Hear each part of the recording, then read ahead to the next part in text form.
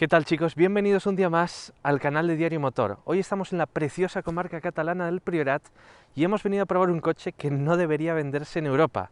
Es este coche que tenéis a mi lado, este gigantesco Ford Explorer. Un coche, un transatlántico mejor dicho, pensado con el mercado americano en mente, de 5,05 metros de longitud, 2,5 toneladas de peso y 450 caballos. Y si os preguntáis ¿por qué demonios esta mole se vende en una Europa obsesionada con las bajas emisiones? Tenemos la respuesta. Y es porque es un híbrido enchufable. En este vídeo no solo vamos a tomar contacto con este Ford Explorer, os lo vamos a enseñar un poco más en detalle, pero queremos responderos a una pregunta, o mejor dicho, queremos demostraros por qué este coche de casi 80.000 euros de precio es una verdadera ganga. Y por qué deberíais tenerlo muy en cuenta si estáis pensando en comprar un SUV de lujo híbrido enchufable. Acompañadme y lo descubrimos. El Ford Explorer tiene un diseño inconfundiblemente yankee. Solo se venderá en España en acabado ST-Line, en el que su enorme calandra se tiñe de negro, al igual que el nombre del modelo que preside el capó. Es un todo camino de aspecto anguloso, con mucha presencia y muchos trazos rectos. Su cintura lateral es muy alta y presume de enormes llantas de 20 pulgadas. En su zaga destacan 4 tubos de escape, cuyas colas cromadas esconden el tubo real orientado al suelo. Su mecánica híbrida combina un motor 3.0 V6 EcoBoost de 357 caballos y doble turbo con un motor eléctrico de 100 caballos, situado entre el V6 y la caja de cambios automática de 10 relaciones. La potencia combinada del sistema es de 457 caballos, permitiendo que este buque de 2,5 toneladas haga el 0 a 100 km por hora en solo 6 segundos. Homologa un consumo medio de 3,1 litros a los 100 km. La batería de este híbrido enchufable tiene 13,1 kWh de capacidad y está ubicada bajo el habitáculo. Otorga al Ford Explorer una autonomía eléctrica de 42 km según el ciclo WLTP.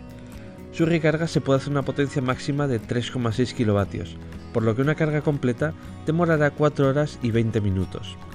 La aplicación Ford Pass Connect nos permite programar su carga, abrir el coche o preacondicionar la temperatura del habitáculo desde la comodidad de nuestro teléfono. Vamos a analizar ahora el puesto de pilotaje del Ford Explorer. Y si hay una palabra que lo define es espacioso. Esto es un coche americano y al final la sensación de espacio no es solo una sensación, es una realidad. Todo es enorme. Y ya estáis viendo que tenemos un diseño de salpicadero bastante similar al de otros vehículos de la marca. Y esto puede ser algo positivo y negativo, porque al final no existe demasiada diferenciación con respecto a otros coches de la marca, pero al mismo tiempo sabemos que vamos a tener una buena ergonomía y una disposición muy lógica de controles. Vamos paso por paso.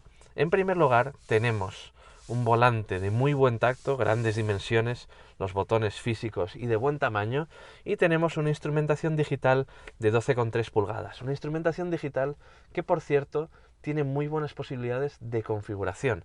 Aparte de mostrar todo tipo de información, incluso nos deja poner en ella instrucciones de navegación. Ahora bien, lo único que echamos de menos en ella es no poder ver el mapa del navegador. Moviéndonos hacia la consola central, tenemos una consola central muy ancha, la verdad es que muy ancha, muy grande. Tenemos además muchísimos huecos portaobjetos, pero ya llegaremos a eso. Porque antes tenemos que hablar del sistema de infotainment. Un sistema de infotainment Sync 3 con una pantalla vertical de 10,1 pulgadas. La verdad es que es una pantalla pues muy conocida, ya sabemos cómo funciona, es bastante fluida, bastante rápida, tiene un sistema capacitivo y es compatible con Apple CarPlay y Android Auto. No es el sistema más moderno ni más vistoso del mercado, pero a nivel de usabilidad y a nivel de ergonomía, la verdad es que este Sync 3 es un muy buen sistema de infoentretenimiento. En la consola central tenemos varias cosas que nos gustan y nos gustan mucho. En primer lugar, botones físicos y botones muy grandes, hechos prácticamente para que los podamos tocar con guantes. Se nota que este es un coche pensado con el mercado americano en mente. Y tenemos también una climatización con grandes botones físicos. Nada de tener que apartar la vista de la carretera para subir o bajar la temperatura. Ese detalle nos gusta y nos gusta mucho. Moviéndonos a la consola central tenemos un gran hueco portaobjetos en el que tenemos tomas de recarga y podríamos dejar pues las llaves, cartera, etcétera. Tenemos una ruleta como selector de cambio y aquí tenemos de nuevo varios posavasos, una toma de carga inductiva para teléfonos justo detrás de este reposabrazos y bajo este reposabrazos una gran superficie de nuevo con más tomas de carga. Y ahora tenemos que hablar de uno de los puntos quizás más discutibles de este Ford Explorer, y es que ese punto son las calidades. De nuevo volvemos al hecho de que este es un coche diseñado para el mercado americano, un mercado que quizás no valora tanto la calidad interior como el mercado europeo. Es cierto que, por ejemplo, el volante tiene un muy buen tacto, esta consola central es extremadamente sólida, nada cruje, estos plásticos también son muy duros, pero sin embargo encontramos fallos de acabado y materiales de un nivel algo inferior al esperado en un coche de más de 70.000 euros.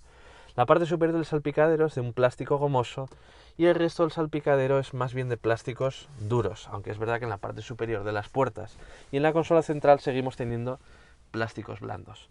Ahora bien, ¿dónde están esos fallos de acabado de los que os hemos hablado? Pues en primer lugar aquí en la instrumentación. Tenemos un plástico que es muy endeble, contiene rebabas cortantes. Tenemos aquí este símil de fibra de carbono que al final es plástico, no tiene el mejor ajuste en esta zona. Tenemos también bastantes crujidos en esta pantalla y esta tapa de aquí me da la sensación de ser bastante endeble. Además es un plástico bastante duro, bastante con sensación de barato.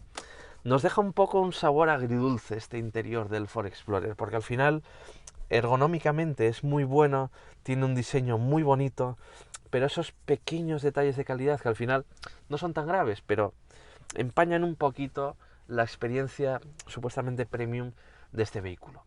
Vamos a ver ahora qué tal se viaja en las plazas traseras. Antes de entrar en estas plazas traseras tenéis que ver en primer lugar el enorme ángulo de apertura de estas puertas. No son 90 grados, pero se le acerca bastante. Además tenemos una puerta de formas muy regulares y de formas muy grandes. Vamos a pasar a las plazas traseras. Bueno, ya estáis viendo que hay que dar una cierta zancada porque al final las plazas están situadas bastante hacia el interior del coche. Tenemos una banqueta trasera compuesta por 3 asientos individuales y eso es algo muy positivo, pero os lo voy a explicar un poquito después. En primer lugar vamos a ver qué tal vamos de espacio. Con el asiento delantero configurado para mi altura, 1,83 m, tengo bastante espacio. Para las rodillas puedo meter perfectamente los pies por debajo del asiento delantero y hasta el techo tengo 2 dedos. Recordad que todos los Ford Explorer vienen con techo panorámico de serie, pero es que hay un as en la manga de este Ford Explorer y es que estos asientos se pueden desplazar longitudinalmente en hasta 15 centímetros. En su configuración más retrasada, ya lo estáis viendo, esto es como viajar en primera clase. Además, también podemos abatir el respaldo, bueno, por si queremos echar una cabezada en un viaje largo. Vamos ahora a ver la plaza central.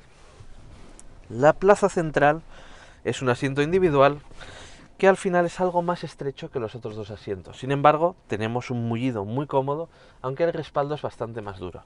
Sin embargo, yo creo que 3 personas aquí pueden viajar cómodamente, porque tenemos una anchura interior enorme. Un detalle, este asiento central no se puede desplazar, son solo los 2 asientos laterales. Y son solo los 2 asientos laterales los que tienen anclajes ISOFIX. Veamos ahora qué amenidades, qué mimos tenemos para los ocupantes, porque no son pocos.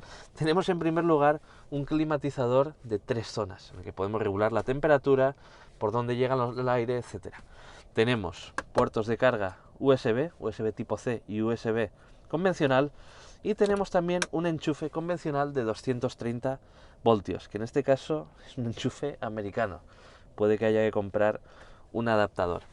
Tenemos además cortinillas para protegernos del sol y sin embargo lo que echo de menos es el cogeviejas, con perdón, el asidero al que nos podemos agarrar pues en zonas de curvas o fuera del asfalto, etc.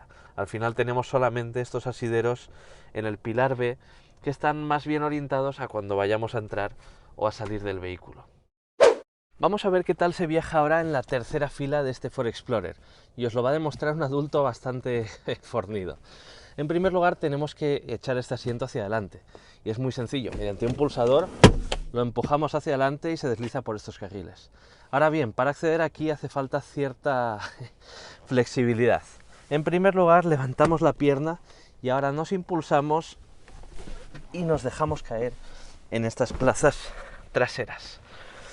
Vamos ahora a subir estos asientos para simular que esta segunda fila está en uso y que sea realista, lógicamente. Este asiento, ya sabéis, es fijo y este asiento, bueno, ahora mismo queda en una posición algo más adelantada. Fijaos, no sé si lo podéis ver bien en el vídeo, pero voy prácticamente tocando con las rodillas en el asiento delantero. Ahora bien, puedo desplazar muy bien los pies por debajo de la segunda fila de asientos y la verdad es que a nivel de espacio no voy mal. Tengo casi un palmo de altura hasta arriba, esta fila de asientos es bastante ancha, incluso tengo amenidades como aireadores, luz o portabebidas. Por tanto, este no es un mal sitio para que dos adultos viajen, incluso en viajes relativamente largos. En primer lugar tenemos un portón de apertura eléctrica como es común en este tipo de coches. Antes de ver el maletero veamos la boca de carga. Ya lo estáis viendo, yo mido 1,83 m y la boca de carga me llega prácticamente a la cintura. Habrá que hacer algo de esfuerzo de levantamiento cuando queramos aquí meter las bolsas del supermercado. Pero bueno, tenemos una boca de carga como estáis viendo muy ancha y muy grande. Por tanto, cargar grandes bultos en este Ford Explorer no debería ser un problema. En este momento tenemos el coche en su configuración de 7 plazas. Tenemos 240 litros de volumen, suficiente para 2 o 3 bolsas de viaje o 2 o 3 maletas de cabina. Aquí debajo tenemos también un doble fondo en el que ahora mismo está almacenado el cable de carga del vehículo y debajo tenemos una rueda de repuesto. Y esto no debería ser noticia, pero en el segmento actual sí lo es. Por tanto, punto muy positivo para este Ford Explorer. ¿Qué haremos ahora si queremos abatir estos asientos? Es tan sencillo como apretar dos pulsadores. Mediante estos pulsadores situados en el lado del maletero, varios motores eléctricos abaten estos asientos y los pliegan, formando una superficie de carga completamente plana. Ahora mismo, en su configuración de 5 plazas, tenemos un volumen de 635 litros. Si quisiéramos aún más volumen, podríamos abatir la fila central de asientos y tendríamos un volumen interior superior a los 2 metros cúbicos.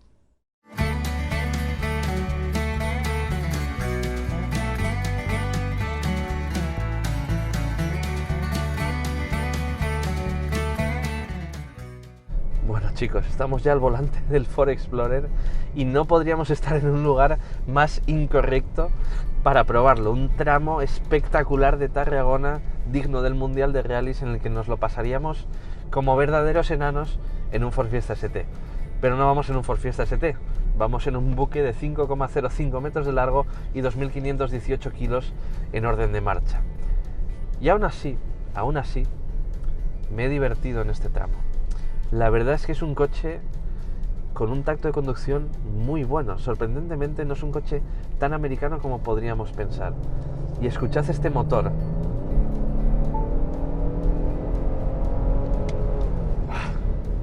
Este V6 EcoBoost con sus 457 caballos de potencia combinada suena de cine. Suena de cine y nos pide guerra. Es un motor que empuja con muchísima fuerza. Tenemos 825 Nm de par motor con el apoyo del motor eléctrico y la verdad es que aunque en estos tramos se sienta muy fuera de lugar, es de decir que tiene un paso por curva muy bueno, muy bueno. Vais a dejarme hacer este par de enlazadas un poquito más rápido. Es verdad que al final sus dimensiones, lógicamente, no lo hacen un coche demasiado ágil en este tipo de tramos. Pero si nos queremos divertir, podemos hacerlo. Y es que tenemos una dirección muy informativa, un chasis con un balance muy neutral e incluso en el modo Sport, si le buscamos las cosquillas, podemos incluso hacer que el coche culee un poco a la salida de las curvas. Detalles que nos gustan mucho a los más petrolheads. Pero en verdad este no es un coche pensado para hacer esto, es un coche más bien orientado a largos viajes por autopista por el medio oeste americano, que es un poco el mercado con el que ha sido diseñado en mente el Ford Explorer.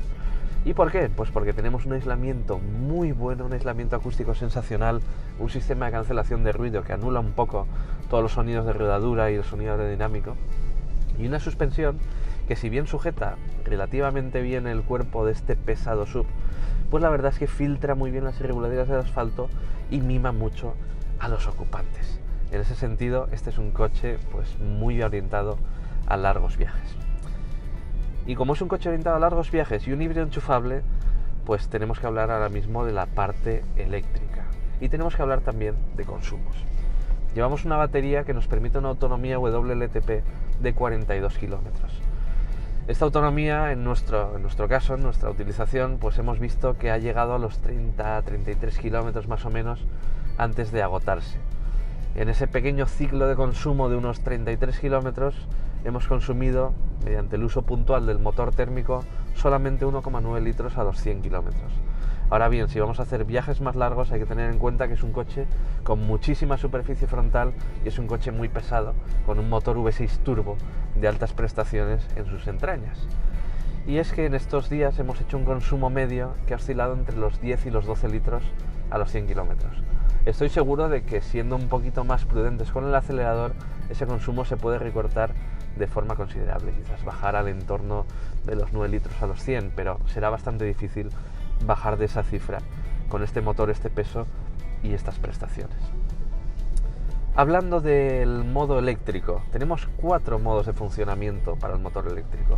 Un modo EV Auto, que al final es un modo híbrido convencional, en el que el coche decide cuándo usar de forma indistinta el motor térmico o el motor eléctrico.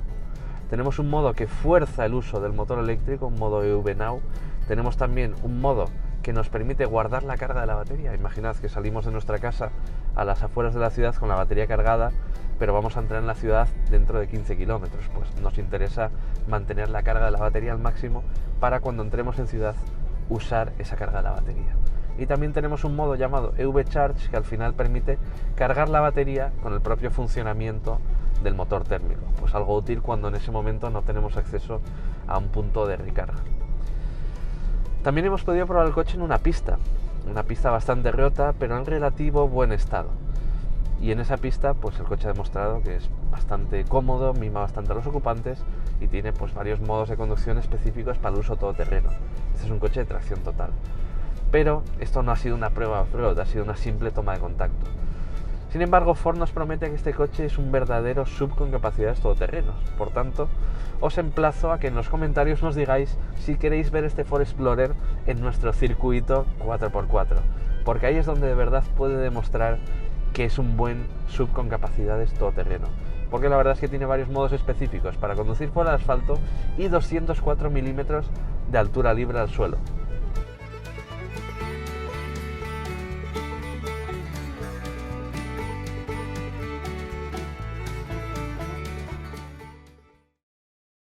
Es hora de despedirnos ya del Ford Explorer, pero antes de hacerlo tenemos que hablar de precios. Y es que el Ford Explorer que tenéis a mi lado tiene un precio de 73.300 euros. Ojo, un precio sin financiar. Si lo financiásemos mediante una multiopción, el precio sería 1.875 euros inferior. Es decir, este coche, con este acabado y con todo el equipamiento que tiene, que ya os hemos enseñado antes, tiene un precio de poco más de 71.000 euros. Y llegamos a uno de los motivos por los que consideramos que este Ford Explorer es una ganga. Porque al final, aunque es el coche más caro de Ford, es un coche 25 o incluso 30.000 euros más barato que sus rivales europeos más directos. Coches como el Volvo XC90 T8 o el Audi Q7 enchufables. Coches a los que, por cierto, iguala en prestaciones. Además, este es un coche, una alternativa muy fresca en un segmento que quizás se toma demasiado en serio a sí mismo y que necesita pues un poco de un soplo de aire fresco. Sin embargo, no todo es maravilloso, y es que hay algo que va a jugar bastante en contra de este Ford Explorer. Y ese algo es simplemente el óvalo que tiene en el portón trasero. En este segmento y en este mercado existe algo llamado marquitis. Y sí, pesa más una estrella o pesan más 4 aros en nuestro mercado. Además, tenemos que también tener en cuenta que este coche tiene unos acabados interiores que están por debajo de los de sus rivales europeos, tiene un consumo elevado una vez sus baterías se agotan, y a priori su precio de reventa debería ser también algo inferior al de sus rivales premium europeos. En cualquier caso, creemos que es un coche muy interesante, creemos que es un coche que va a funcionar bien comercialmente, y esperamos que tras haber visto este vídeo os hayan quedado claras tanto sus virtudes como sus inconvenientes. Si habéis disfrutado de este vídeo, dejadnos el pulgar arriba, considerad suscribiros al canal de Diario Motor y nos vemos en otra prueba.